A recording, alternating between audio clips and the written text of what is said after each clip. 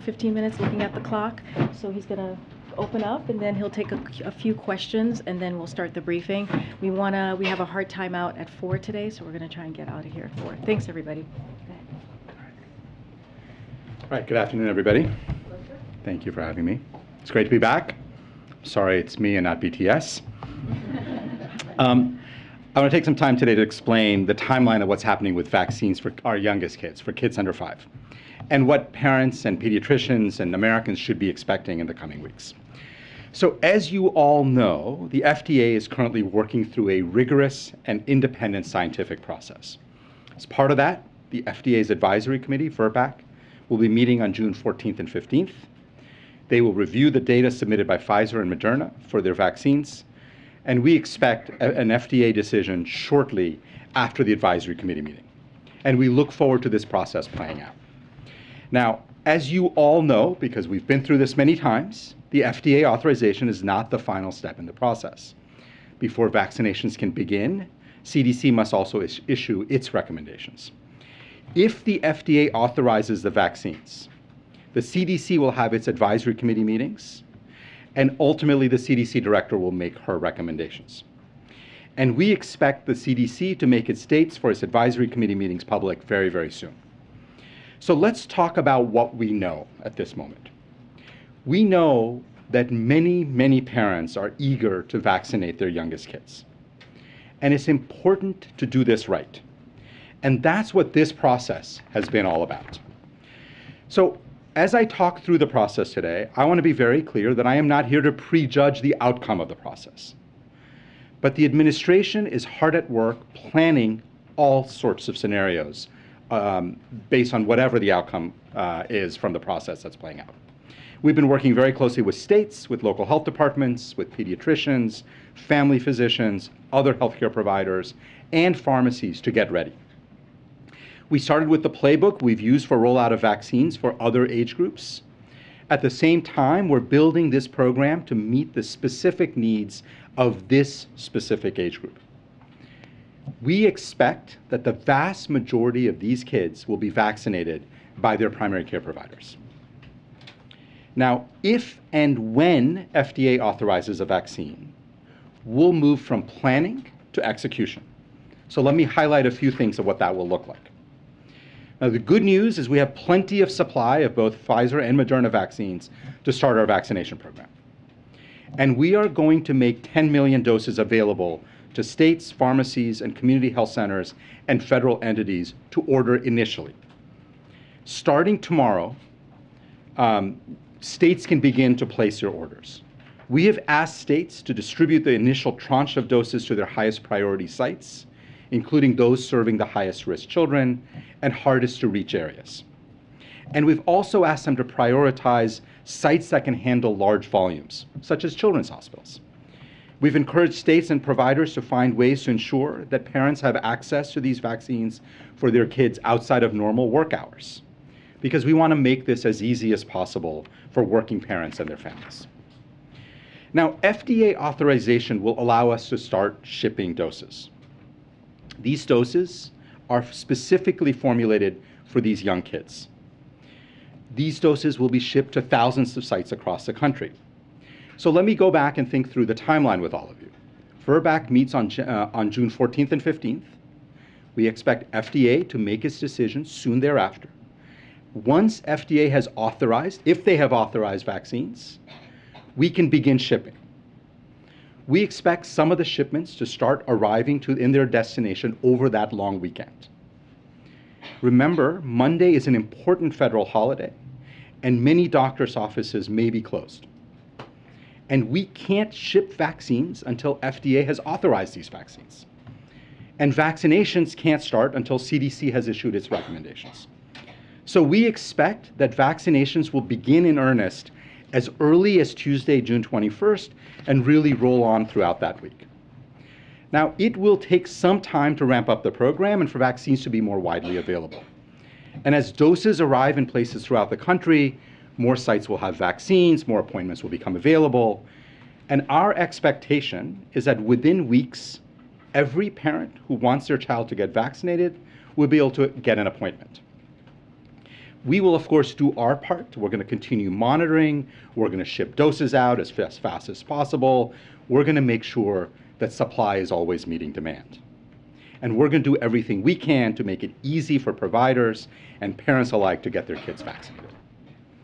So let me just close with a few words about the bigger picture, about the moment we're in. It's been a long 2 years. This is the last group of Americans who have not yet been eligible to get vaccinated. But as we think about getting ready to vaccinate our youngest kids, it's worth noting how much progress we've made. 2/3 of all Americans are now fully vaccinated. Close to 1/3 of all Americans are boosted. And highly effective treatments are widely available. As a result, when we look across the country, we see cases rising, nearly 100,000 cases a day. And yet we're still seeing death numbers that are substantially about 90% lower than where they were when the president first took office. Now, we know that COVID isn't over. We still have work to do, but we have made tremendous progress. And what we know is that we've got to keep vaccinating, keep reaching people who have not gotten vaccinated, keep making treatments widely available. Because what we believe is that with science, with hard work, and with resources, we can continue to protect the American people from our oldest to our youngest. So thank you, and I'm looking forward to questions. All right. Okay. There's a question. Well, what's your expectation on when most kids will be vaccinated? Is it a matter of months? What's your estimate? So we don't have an estimate of timelines of when most kids will be vaccinated. What we know is that obviously there are a lot of parents who are eager to get their kids vaccinated right away, and they will get vaccinated right away. Within weeks, as I laid out. There are other parents who are waiting to see how things go. And I think what we have seen in the past is that they will come on board as they see their friends and family getting their kids vaccinated. So I think this is a process that's going to take some time, but we want to make sure that we always have adequate supply and access for parents when they want their kids vaccinated. So I think you are well aware about how much frustration and anger there's been from parents of young children. The fact we were talking about second boosters for much of the population before even this first one was available. I'm a parent of a 4-year-old who got COVID while we sat around waiting for this. And I think one point in all of that really is frustrating, raised a lot of questions for parents, is why the FDA didn't move to hold hearing right away after Moderna applied, why it waited for Pfizer and Moderna. Can you just explain the thinking behind that delay? So, first of all, I have a 10-year-old, so he's been able to get vaccinated, but I have a lot of friends who have kids under 5. So let me just say I feel the frustration. I certainly hear the frustration. Two things. First of all, the FDA makes these decisions on timelines really based on its ability to review the data, to do a careful analysis, and that's what they've been doing. I think they've done that throughout the entire pandemic. If you look at from the early days of the early adult vaccines through this one, they have moved expeditiously, and they have made the determinations of when they can be ready to evaluate and when they can make a decision. The specifics of it, you're going to have to, I think, ultimately talk to the FDA, but I feel like they have moved very quickly to try to consume and analyze a very large tranche of data from Moderna. And look, at the end of the day, we all want to move fast, but we want to get it right. And that has got to be priority number one, and that's what I think the FDA has been focused on. On Paxlovit, do you have any information you can share with us on how much Paxlovit has been used so far and how much is left, and whether Congress or whether the U.S. is committed to completing its purchase of the 20 million courses? I don't have the numbers off the top of my head. What I will tell you is we're getting out about 30,000 prescriptions a day right now. And that's at the end of last week. I don't have this week's data yet. So about 30,000 doses a day. We obviously want to continue to expand access to Paxlovit for any high-risk person who gets infected. We want to make sure they have access to it if they're clinically eligible. The president made a commitment to get 20 million doses, and we remain committed to making that happen. Thank you. I wanted to ask about your COVID testing program, specifically the one that was launched to order COVID tests at home. Can you talk about what the demand has looked like lately now that we're seeing up and down with cases and different than what we saw around Christmas? and what you're doing to preserve supply. I know that these tests eventually expire. What you're doing to preserve supply should there be a big demand again. Great question. So we launched that about 2 weeks ago, 3 weeks ago. I can't remember the exact time. The third round of making tests available. We actually saw quite a robust demand for that. I think we've had maybe 17, 18 million households order just in the last couple of weeks. So that on round 3, that's a lot, and it's great, and it means that people are still using these tests.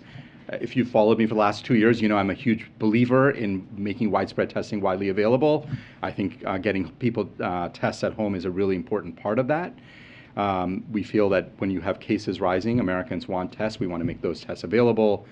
We also obviously want to make sure that as we have if and or when we have future surges of infections, we will have other tests available for Americans. Can you also talk about, the president was very big at the beginning of that program on equity, and that these tests were going to be distributed to populations that were underserved in addition to populations that might be more well-connected. So we've thought a lot about equity in this case, in other areas too, but certainly on tests. Yeah, and so the way we've done this is, obviously website, but you can make phone calls, which for some people is easier. We've distributed tests to food banks. We've distributed tests to federally qualified health centers. We have a whole series of efforts that we have had to make sure that the testing is getting out through a variety of different channels so that people who may not normally be able to access it in other contexts can get access to tests. I didn't hear you, sorry, one last thing. I didn't hear you say about tests that are expiring. I know these tests have a shelf life. Yeah, so with all these tests, and again, this is a standard issue. Anytime you have new products, initially they have a specific shelf life, and then as you do more testing, you can extend that shelf life. So these companies are working with FDA to look at long shelf life, but obviously we're always thinking about that and making sure that there's plenty of shelf life for these products as they sit in our stockpiles. Dr. Jean, what was the impact of the Department of Defense? Can you talk about second booster shots for under age 50? Are there discussions right now about allowing those second booster shots? Are those conversations taking place? So that's a decision of the FDA and CDC. They're always guided by evidence and data on that.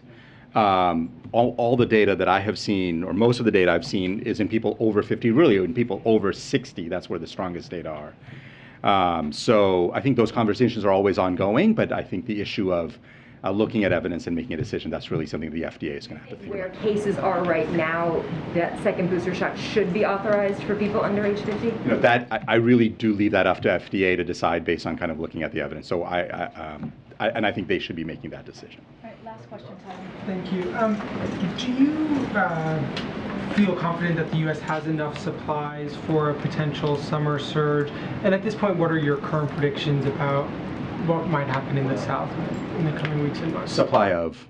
Vaccines, antiviral treatments, all the various things that are needed to treat COVID. So because of prior funding, we purchased a decent amount of both vaccines and therapeutics, and so I'm very confident that whatever happens this summer, we will have enough tools, tests, treatments, vaccines to get us through the summer. The challenge is, and again, I'm less in the prediction business, more in the planning business. As we plan the fall and winter and look at a variety of different scenarios, that's where I start getting very, very concerned. If you want to ask what keeps me awake at night, it is that we are going to run out of vaccines. We're not going to be able to have enough of the next generation of vaccines. We're going to run out of treatments, and we're going to run out of diagnostic tests, probably in the late fall into winter if we end up having a significant surge of infections. We don't have the resources to buy those things, and those purchases need to be made now. They cannot be made in the fall. So if you're wondering what is it that really worries me, I think we have the tools for the summer. We will not have the tools for the fall and winter unless Congress steps up and funds us. And based on your modeling that you do in the government and with partners outside of it, what is your sense of what this potential surge might look like, both this summer and then when you warn that supplies might run out in the fall and into the winter? Yeah, so as you know, there are a lot of different models. They all come up with a variety of different answers. And we really look across all of them, and we try to plan across all the ones that we think are reasonable. There certainly are models out there that suggest that we could have a sizable wave of infections in the fall and winter, especially if we don't have a vaccination campaign in the fall and winter. If we run out of treatments, if we don't have enough diagnostic tests, we could be looking at a more complicated situation. So those are models that we look at, we plan for them. Again, as I said, I generally try not to worry too much about predicting what's going to happen and really focusing on planning for a variety of scenarios.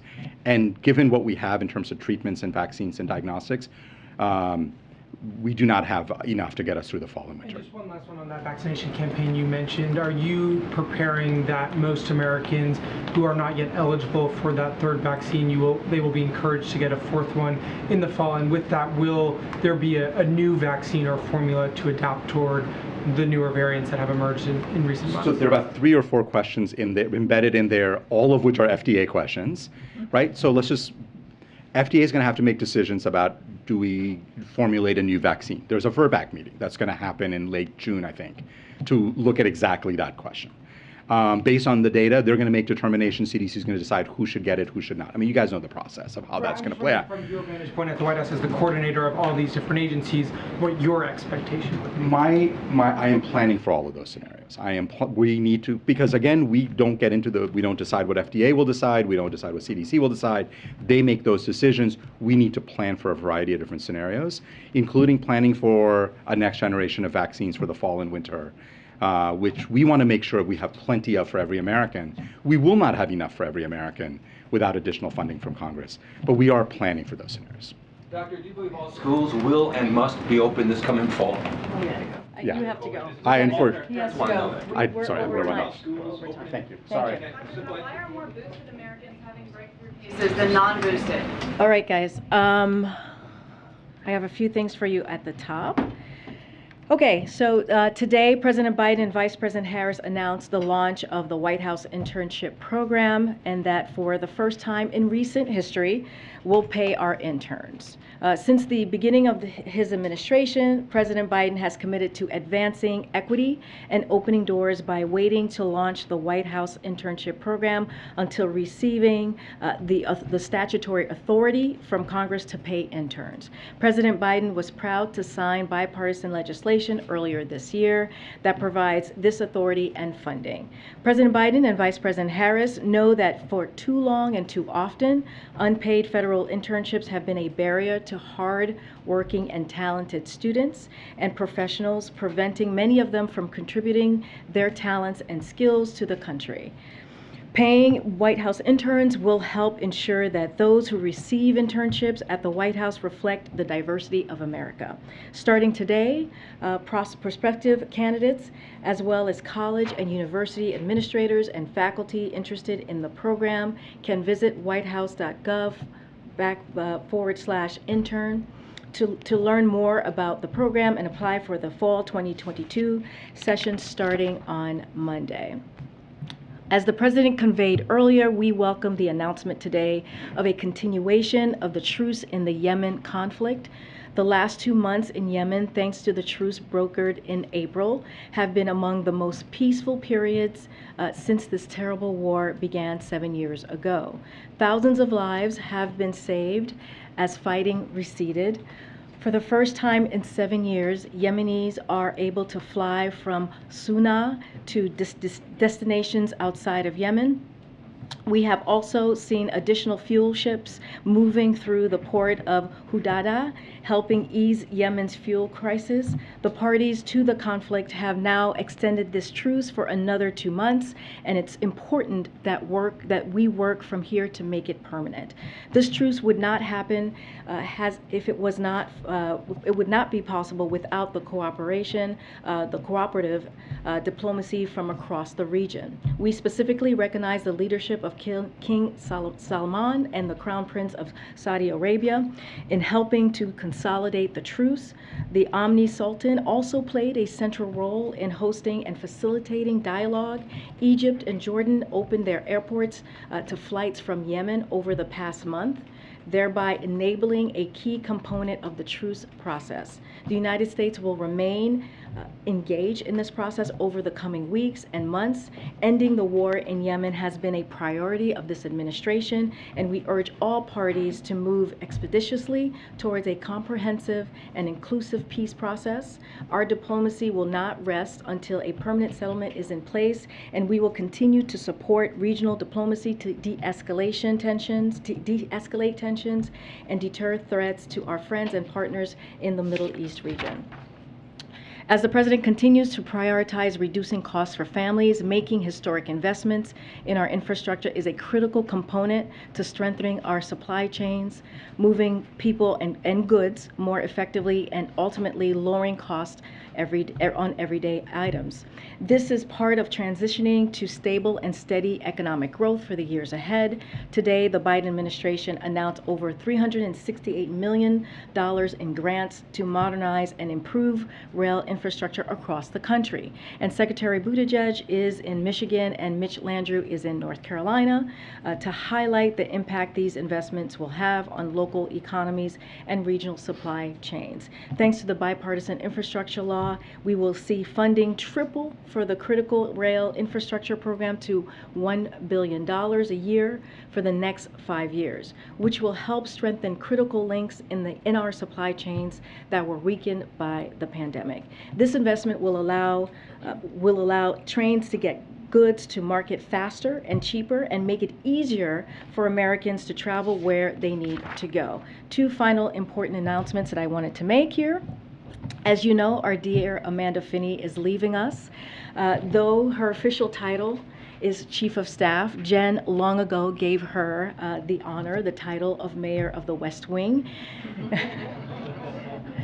If you know her, and I know many of you do and adore her as we do, you know that Amanda shines thanks to her charisma, her humor, and ability to simply get things done. Whether it's leading our team of wranglers or hiring the best of the best to join our team, I don't know where we would be without Mayor Finney. She is leaving us to serve as Deputy Director of Public Affairs at the Energy Department, and they're so lucky to have her.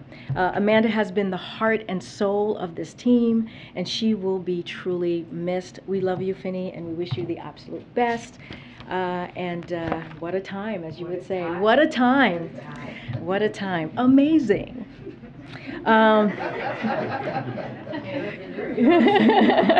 We get that a lot. Amanda-isms. Okay, one last announcement I want to make. Brittany came into our team very recently, actually 6 months. Feels recently, but it's been 6 months. We will be bidding her farewell, our dear Brittany Kaplan, who is returning back to the Department of Commerce after completing her rotation as Assistant Press Secretary here in our office. Brittany's kindness, professionalism, and know-how have been apparent from day one. She's one of the nicest people that I know, and she has become an integral part of this team since then, stepping into the West Wing press office and taking on tough topics like the 5G, you guys remember that, and corporate mergers is no small challenge, as she knows, but Brittany has done so much, earning praise and respect from across the White House.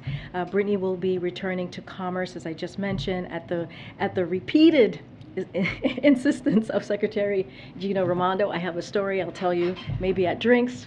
I've told Brittany this story about how I was told by Gina to make sure to return Brittany to her many times.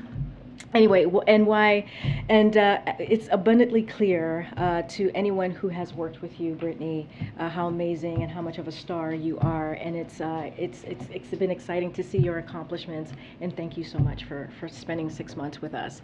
I know every day I'm going to be doing these little goodbyes, but I promise we will have a press shop. Not everyone is leaving. Let me make sure I went through everything, and that is it. You want to kick us off? Perfect. I have two questions. On the speech tonight, I'm wondering why there's reason to believe that things will be different in Congress, given that we haven't seen action repeatedly. So let me just say, as you guys know, the president is going to give a speech this evening at 7:30.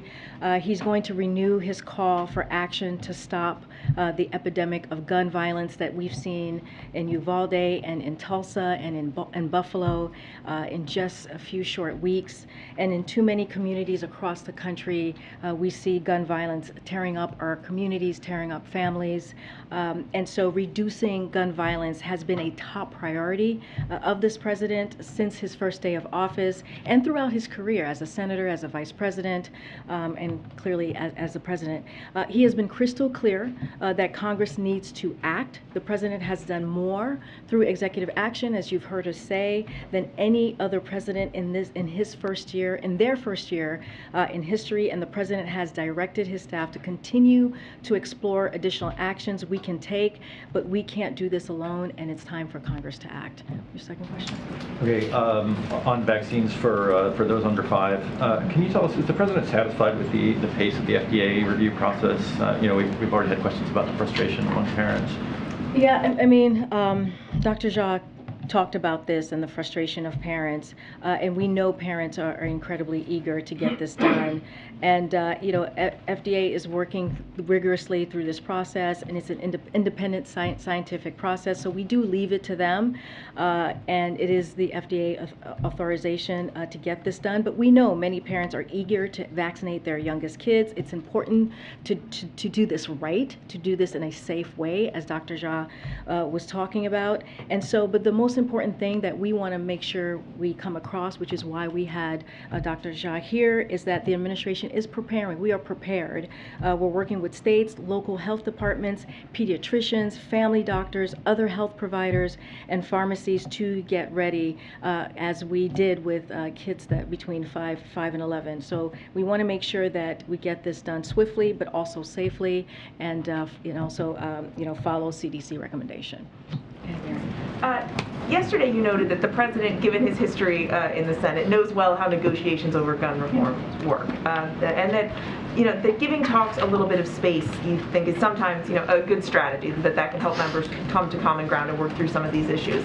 But that hasn't worked in the past, not on this issue, right, given what we've seen in the past. So why pursue that same strategy now if it hasn't worked? Why not have the president play a more direct role in these negotiations now?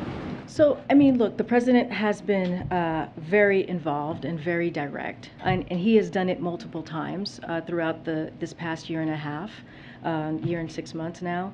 And he's done it at his first joint address. He made sure that he talked about gun violence and made that a priority in that speech. He did it in the Rose Garden when he announced some executive actions on a comprehensive plan from the federal government, from the White House, on how to deal with gun violence and do what we can. He did that in the State of the Union and made sure that gun violence was a priority. So he's been involved, he's been engaged, as you just stated. He's been doing this all for a good part of his career. And I stated this yesterday, but our legislative team has been in close contact with the Hill since the tragedies in Uvalde and Buffalo, including through dozens of phone calls with leadership committees, with jurisdiction, and with the members who are involved directly in negotiations. Look, he's encouraged. He's encouraged by what we're seeing on the Hill.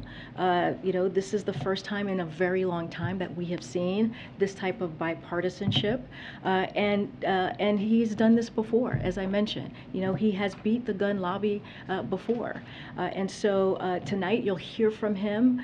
It'll be basically making sure that his voice is out there and calling to action, and making sure that the American people know that he is still continuing to speak on their behalf, and making sure that we get some action taken. The legislative team is making the calls, is obviously playing a central role in these negotiations, but why isn't the president picking up the phone and making those calls? Like I said, he wants to give it some space. And he's had conversations in the past with groups. He's had conversations with congressional member in this past year and a half, on being very clear on Congress acting. He's going to take this opportunity today at 7:30 this evening, as I just said, so that the American public could hear him directly. But we have to remember, the things that we are calling for, when you think about, when you think about background checks, expanding that, when you think about, banning assault weapons, these are items that are incredibly popular with the very constituencies that these congressional members represent. When you look at, even NRA members, when you look at Republican voters out there, Americans out there, these are issues and items that we're talking about that should be easy. It should not be difficult to do. We're trying to save our kids.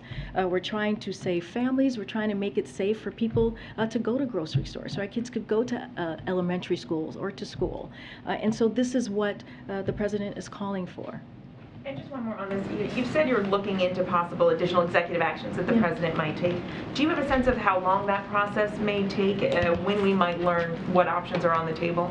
So the president said this, not just myself, but he said this, that we can take, we're going to take executive action where we can, and we're continue to explore new steps. We can build on what we've already done. I just want to make sure people also know what we've done, which is stemming the flow of ghost guns, which are the weapon of choice of many terrorists and criminals, and which are increasingly being found at crime scenes, cracking down on gun trafficking, including through a zero-tolerance policy for gun dealers willfully selling firearms illegally, as well as DOJ's gun trafficking strike forces around the country, and giving cities and states historic funding to keep cops on the beat and fund gun violence prevention programs. We announced $10 billion so far, with more money on the way.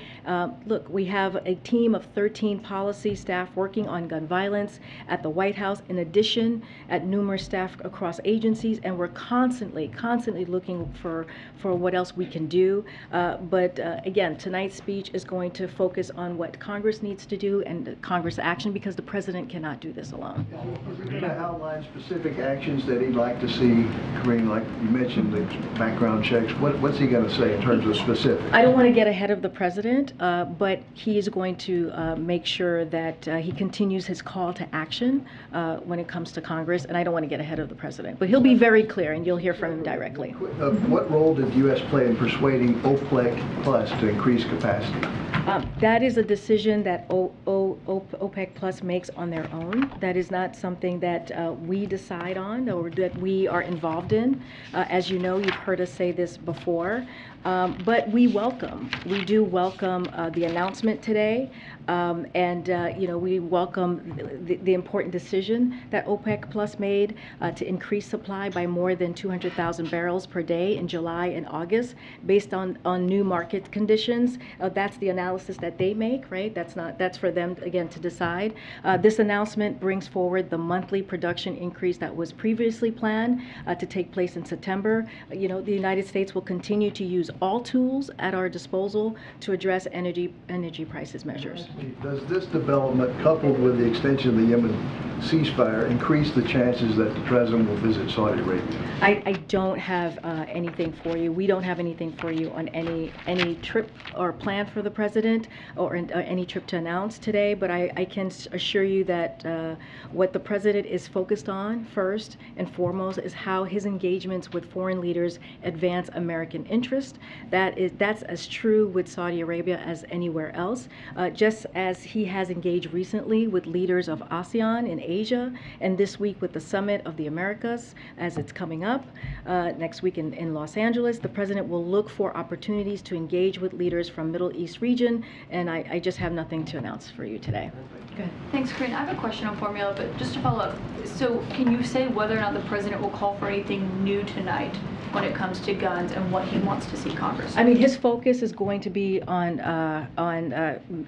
making sure and asking Congress to take action, because he cannot do this alone. I do not want to get ahead of the president's speech. Everyone will hear from him at 7:30. But he won't talk about any specific action that he wants to see Congress take. I'm not going.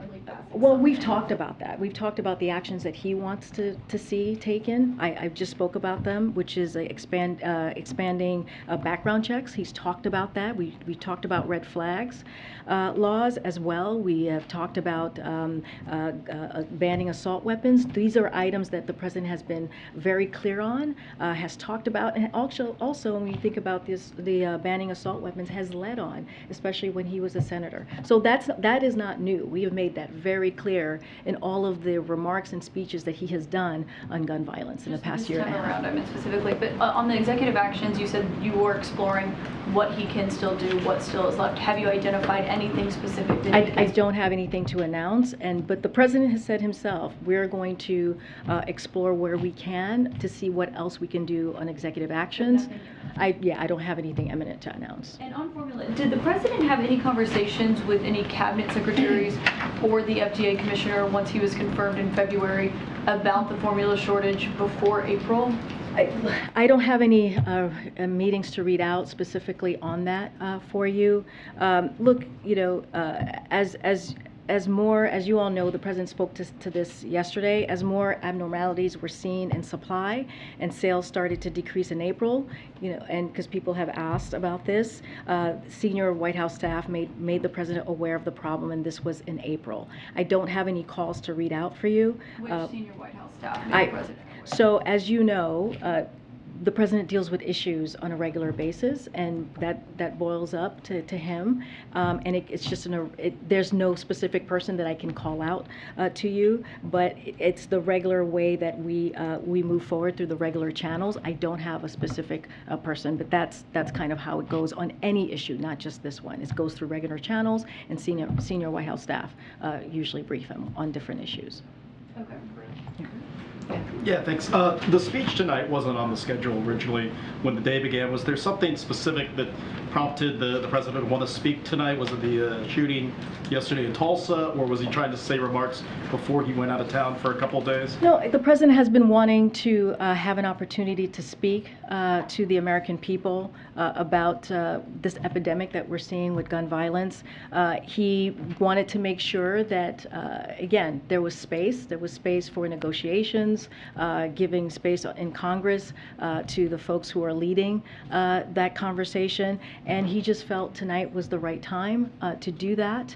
But he had been wanting to make these to have this speech. I know you haven't disclosed exactly what he's going to say tonight that he wants out of a legislation from Congress, but is he going to specify exactly? No, but he has. I mean, okay, so but he what has. He wants then. So Yeah. I mean, what he talks about tonight? Well, I'm just saying that he has laid out what he wants from Congress. He's been very clear. He did that at the State of the Union most recently. He did that during his comments when we talked about the executive actions for gun violence to reform to comprehensive gun violence recently during the Rose Garden, his first joint Congress address to Congress. So he's done it many times, calling for Congress to act, and he's listed it out.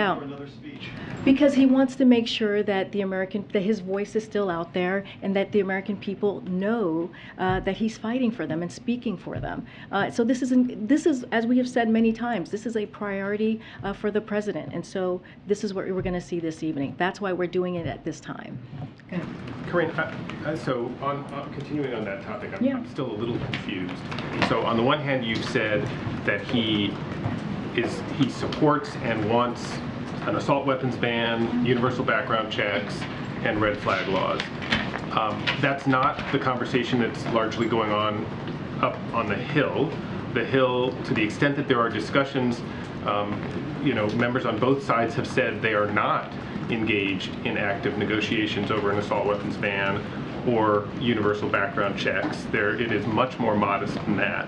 So I guess the question that we're all asking is he going to, and I think you used the word renew at the beginning, is he going to repeat his demand that Congress pass a universal background check bill, a ban on assault weapons and red flag laws, or is he going to lend his voice to the more modest gun control efforts that are actually underway on Capitol Hill? Those are two different things, and and I don't know that you can do both at the same time, or maybe you can do one and say, but if that doesn't happen, I'm happy with the other one.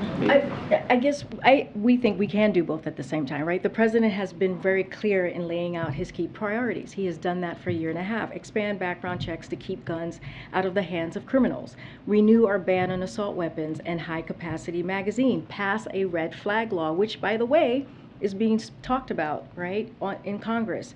Confirm Steve Dettelbach to lead ATF. That is something that we have talked about, and Congress is dealing with that, and we are very optimistic that he will be confirmed. So those are just listed out a couple of things that are very much a reality. Look, the president has been very clear. Congress needs to act. They should pass legislation so president can sign it into law. We are seeing something right now that is encouraging. The process is still happening. Negotiation is still happening. We do not know what it's ultimately going to look like, but that doesn't mean that the president can't call out his key priorities. That doesn't mean that the president can't list out what he thinks is needs to happen so that we can actually deal with this epidemic. So we should expect him to repeat that demand. He's repeated many times. I think what I'm saying is I don't want to get ahead of what the president. No, I haven't. I said he's going to call Congress into action. He has talked about these things over and over and over again. The president is going to speak for himself. That is all. We've said this before. When you guys have asked us, can you please give us a preview on the speech? Many times we say, we want the president to speak for himself. That is not new. That is not new here. That is exactly what I'm saying. But you know his key priorities. He's been talking about them. I do have a question more here on strategy. You said the past couple of days that the president wanted to give space for Congress to work through the negotiations on their own, and that he would only get involved when he felt it would be helpful. Tonight he's giving a speech in prime time. Yeah. Does he think it's now time for him to be helpful in these negotiations, or is there a risk that his insertion into this moment could be potentially counterproductive and hurt the ongoing negotiations that don't seem to be finalized Look, yet? it's a good question.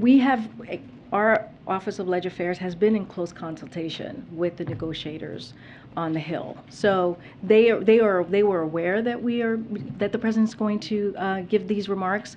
We talked to them. We had consultation with them. We consulted with them about giving these remarks. So that is not an issue. That is not a problem.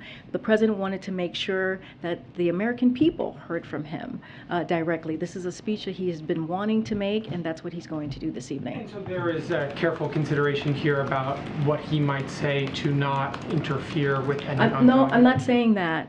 That's not what I'm saying. I'm saying that the president's going to use this opportunity to speak directly to the American people. That's what he's going to do tonight. And just one more on baby formula. I know you got a lot of questions about this yesterday. I'm wondering if you had an opportunity to speak with the president since his comments yesterday when he said he was not informed about the situation until May. Has he expressed any disappointment in his staff for not bringing this issue to him earlier? Are there any concerns about the information flow in the White House that, given the manufacturers told him very directly they knew this would be a problem in February and he didn't know about it until months later? Has he expressed concern about that gap and how that squares with the whole of government approach you outlined yesterday? So just so that we take a little bit of a step back, Abbott is a major manufacturer and has been clear to the American people that they had shortcomings. They made that clear very, very recently. The FDA administrator has spoken to this as well. He said the FDA moved too slow and has asked Steve Solomon to lead a review into what happened. The White House took urgent actions as it became clear a shortage emerged and existing actions were not sufficing. It's hard to understand the scales of actions. DPA at a historical pace, Operation Fly formula expediting timelines for millions of bottles from 3 to 4 weeks to 72 hours. These are incredibly important of what we were able to do. And 80 million safe bottles being imported and counting. We understand that there's more work to be done. We understand what families are feeling, but we have to remember how this started. We have to also remember what the FDA administrator said as well. He has spoken to this, and so this is something that we're going to continue to work on. Right, but that doesn't answer the question about when the president was informed and whether or not he is satisfied with the staff not telling him about what has become a major Well, problem? he spoke to when he was informed. He spoke to that yesterday, which was in April. You're asking me about the process and is he disappointed? Look, again, I'm telling you, the administrator of FDA spoke to this. They moved too slowly. He said that Steve Solomon is going to lead an after-action review on what happened. And when the shortages emerged and actions by the FDA and USDA did not suffice to prevent any consumer impact, the White House led urgent emergency administrative-wide action with FDA, fly formula, as I just mentioned. But that's the FDA administrator, that's not the president. Those are two different No, but I'm individuals. telling you the process. I'm telling you what happened. I'm telling you that the FDA moved too slowly. I'm telling you that this happened on the side of Abbott. What FDA tried to do at first was they called out Abbott for safety concerns, right? The most important thing here is that we have to make sure that babies have safe formula. We have to make sure that American families feel comfortable. So FDA did their part here, but he also admitted that they moved too slowly. And once we saw that the supplies were not meeting the demand, we acted. We took urgent action. So that is the way that it happened. That is the way the timeline was laid out, and so that is. You may not like my answer, but that is the way that we see it in answering your question there. Go ahead. Is the president expecting his audience tonight should include those negotiators who are working on, members of Congress who are working on this? Is he directly trying to speak to them, or are you saying his audience is the broader public? I think, look, I think the speech that he's making, yes, it's to the American public. Why we're making sure that we're having it this evening so they can hear directly to the American people. But it's also a call to action to Congress as well. But again, we have been in constant communication. Dozens of calls have been made with members in Congress, including negotiators from the Office of Leg Affairs, and that has been happening for the past couple of weeks. So we have been communicating with them and making sure that we get a sense of what's happening and how we can be helpful. And have you read the remarks yet? Have you seen the president's text? I've seen draft of the remarks, but again, this is for the president to speak to. I do not want to get ahead of what he's going to share with the American public and what message he wants to send. I think following up on what Michael said is, I'm trying to get a sense if the president is trying to help close a deal and get something accomplished with Congress, or if he's going to restate what he could say on any day, a position he's held for decades, or if he's trying to get this moment to produce a legislative result. Because really nobody's talking about banning assault weapons on Capitol Hill at the moment. So is he going to speak more to the specific elements that they are currently negotiating? So when it comes to right now, as you all are asking me, look, the president has defeated the gun lobby before. He's the one who was able to pass assault weapons ban and who was able to help shepherd the legislation that put in place the federal system of background checks. So he understands how this process works. The president is continuing to press Congress to act, and he's giving them the room they need to find common ground, but he can still speak to this and speak to the American people. But as we have said, the president is going to continue to stay closely engaged on this, to speak out, and he's going to use his bully pulpit, which is what he's doing this evening, to press for action, just as he's done throughout his presidency. Just as he's done at the State of the Union earlier this year, just as he's done when he did his first joint address to Congress, and he's done this many times. And so this is just another opportunity to use the bully pulpit to talk about the actions that he wants to see, and also just talk directly to the American people. He thinks this is an important moment to do that. Can we ask you to go back on the issue of who briefed the president on baby formula? To say there is no specific person is not a satisfactory answer. When you have senior assistants to the president, there's a paper trail, I'm sure, about briefings to the president. There's a domestic policy council. There's a chief of staff. At some point, we need to know who would have been the most likely person to talk to him about. I think what I'm trying to say, there's so many issues that come up that is presented to the president. As you know, you've covered many administrations, and there are just regular channels that happen that go to the president. It just looks like it's evasive to not have the most senior people in the White House willing to say, I had a conversation with the president about it, or we talked about it in this context or that context. And we're also all reporting on the consumer side of it, of what you're doing, putting out and trying to get information. But we're also trying to understand the information flow in this White House, and it's important for us to get that answer, which is why we're going to keep asking it until we get that answer. No, you have every right to keep asking. That's why I'm here. Look, really, Kellyo, he's briefed on countless priorities. He is the President of the United States. There are regular channels. He is briefed by his senior White House staff, and that is just the process that we have. Chief of Staff, then? I'm not going to confirm who it was. I'm just letting you know that there are regular channels that we use, and you know, it's senior White House staff that when elevate issues to him when the time comes, and they're just regular channels. And that's what I have for you to share there. Okay. Thanks, Karine. Yep. If the president thinks that Congress must act immediately to end this epidemic of gun violence, is he going to bring any of the key players from Capitol Hill to the beach with him tonight? Oh, okay. So I don't have. Wasn't a big part of candidate Biden's whole thing that he knows how to get things done. He does. He does. I mean, he's beaten the gun lobby before. He has. Then why not invite these lawmakers who maybe haven't beat the gun lobby and say this is how it's done? But it's not his thing. It's actually fact. We saw he did that in the Senate during his Congress days, that he beat the gun lobby. I'm agreeing with you that he has a lot of legislative experience. I'm asking why it is that you can say he wants to give these negotiations. Do you want to go to the beach with the president tonight? Is that what you're trying to tell me? I would love to. Look, I do. Well, that touche on that. The weather, it is pouring outside like cats and dogs. It is not great.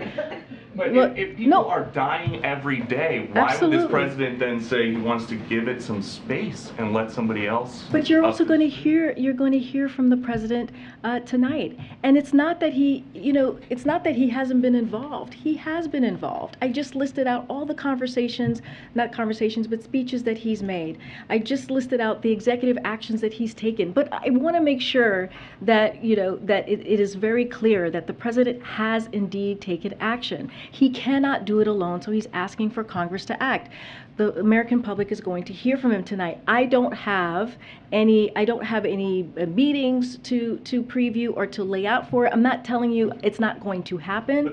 I'm just saying I don't have anything to preview for you today. And I get you don't want to preview anything that's in the text tonight, but what law could anybody, the president or anybody else, propose that would guarantee that somebody who really wants to get their hands on a gun can?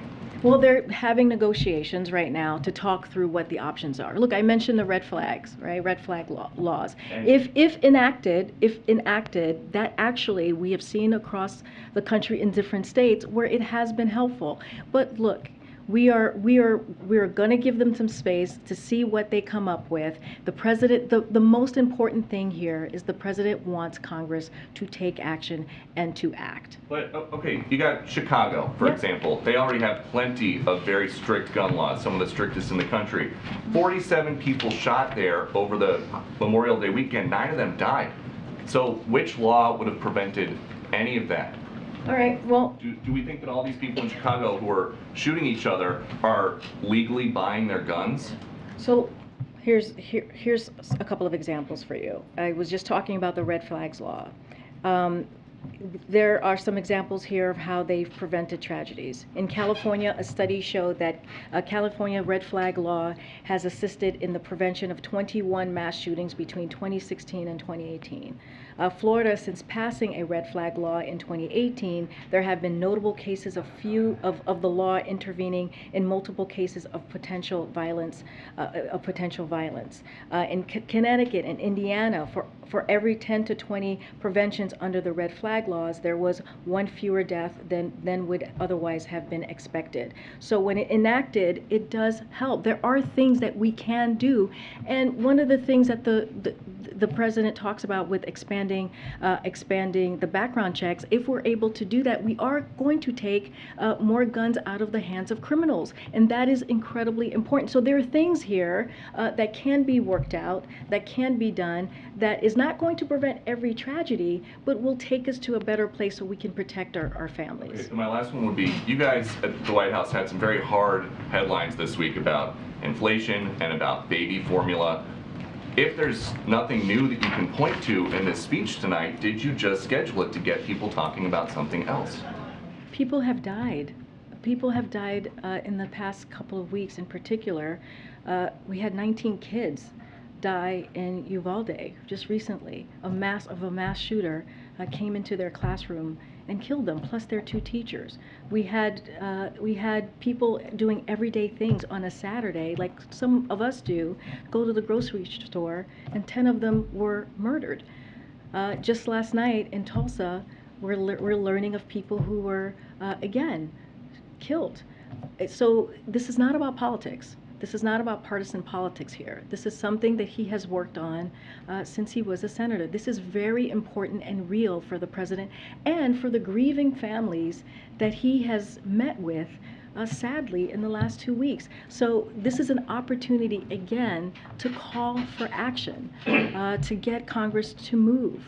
And, you know, it is disheartening to hear that this could potentially, or if I'm hearing this right, could be used as a political tool, and that's not what this is. This is not about person. This is about people's lives.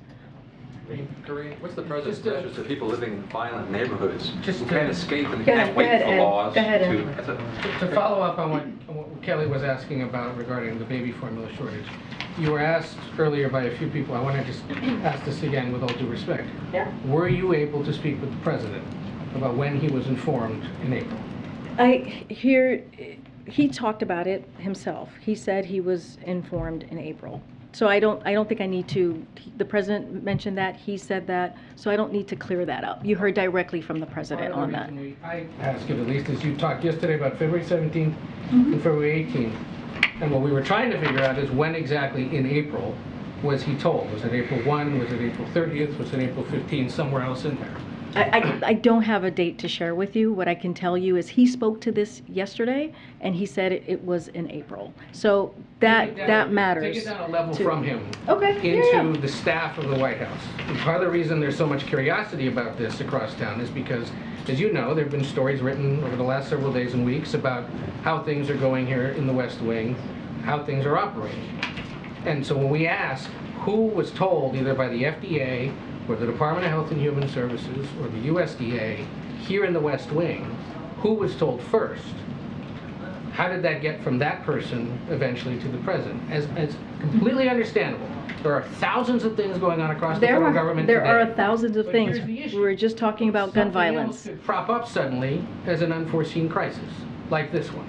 And so we're trying to get a sense of how do things operate here inside the West Wing, and how they eventually rise to the level of presidential involvement that then lead to things like invoking the Defense Production Act 4 or 5 months after the initial flags were raised. So, Ed, the president was briefed through his regular channels, as he is briefed on countless priorities that the President of the United States has to deal with. There are countless issues, countless priorities that I talk about here all the time, every day, about different priorities that we have to deal with, whether it's the economy, whether it's COVID, whether it's climate change, whether it's foreign policy issues that we have to deal with and assess.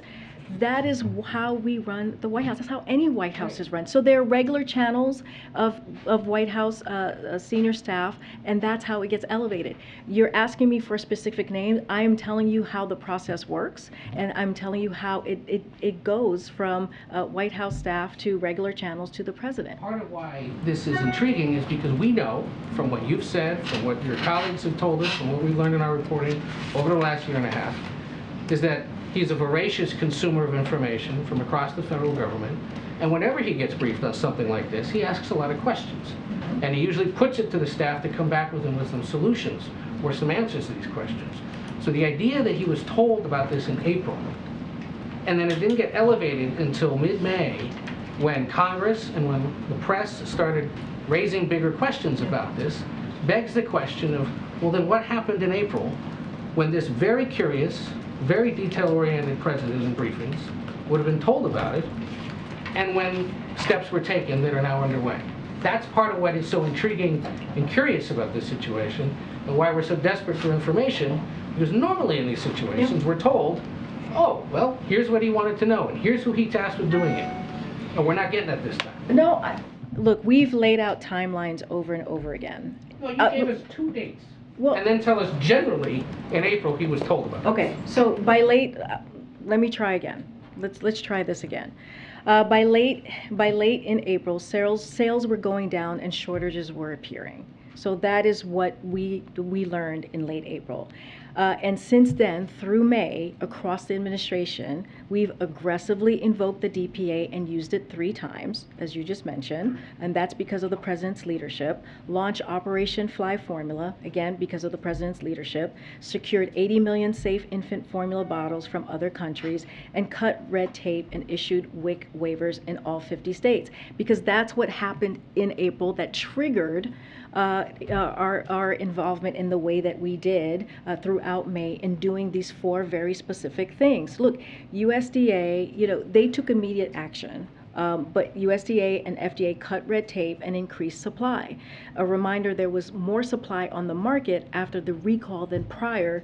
That didn't happen by accident. So these actions were designed to bridge demand while Abbott worked through its safely open and manufacture a product that met FDA's gold standard. So they were acting at USDA, FDA were acting from the moment that the recall happened. But again, the sales were going down and shortages were appearing in late April, and that's when That's what he was told? well, he said in late April, right? And this is He said April. in April. I'm sorry, in April. Okay, he said in April, in early April. The point that I'm making is what we started to see in April were sales were going down and shortages were appearing. And when that happened, we triggered, the president made sure that the DPA happened, the Operation Fly Formula happened, and that was our focus there. And we wanted to make sure we got as much supply out as possible because, again, we saw the sales were going down. Real quick on some of the Americas, I know you said the invite list is coming, there's still some time left. Countries that have been invited, whoever they are, we'll find out about that later, have they been told what's on the agenda for that summit next week? Do they know why they should come to Los Angeles? So we're still giving our partners time to decide. So to answer that question, but as you see from press reports, there have been quite a few heads of states who have confirmed via their own announcement. But again, I always bring this back because what's really important is about next week is that the people from around the region are gathering together to address the core challenges facing the people of the hemisphere, right, including economic prosperity, climate change, migration crisis, and the COVID-19 pandemic. So there is an array of issues for the region that we are going to discuss. These are priorities. These are incredibly important, and that's what you're going to see for next week. And others will confirm if they're attending. We're not going to do that until we have a final list and give our partners opportunities to decide. You're right, your time said you were going to wrap. Oh, my gosh. Okay, go ahead. Karine, the jobs report is going to come out tomorrow morning. The ADP report that came out came in much lower than what economists had projected. Are you guys expecting a less than optimal jobs report tomorrow? And usually the president speaks on the economy on jobs day. Is he going to do that even though he's going to be in Delaware? So I don't have anything. We don't have anything to preview for you for tomorrow. our day ahead, or our daily guidance is going to be coming out in a couple of hours. I don't have an estimate for you and haven't seen the numbers as clearly, but what we can say is that as we transition to this new period of stable, steady growth, we aren't looking to see blockbuster job reports month after month like we have over the last year, but that's a good thing. That's the sign of a healthy economy with steady job growth, rising wages for working Americans, everyday cost easing up, and a shrinking deficit. That stability will put us in a strong position to tackle inflation. And in the short time since President Biden came into office, we have had record job numbers, record job creation, I should say. The unemployment rate is near historic lows, and the number of Americans on unemployment benefits is down from record highs to this historic lows. And that's something that's really important that we want to make sure that the American people know what we've been doing. Okay, but we're gonna go. We're gonna go. It's 4 o'clock. Thanks, guys. Thank you.